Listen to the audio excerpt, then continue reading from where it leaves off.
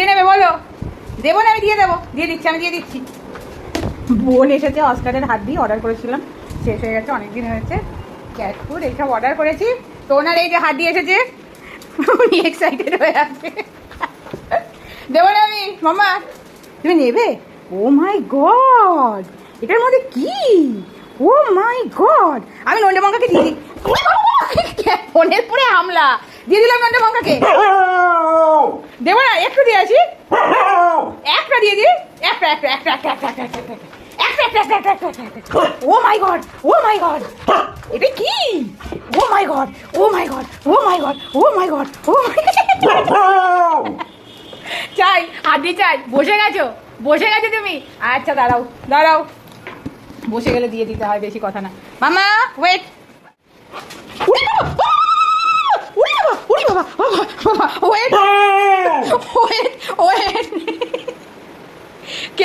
এত বড় হাঁড়িটা খেয়ে নেবে? আচ্ছা নিয়ে বাবা, বাবা রে বাবা, এক্সাইটমেন্ট কাকে বলে?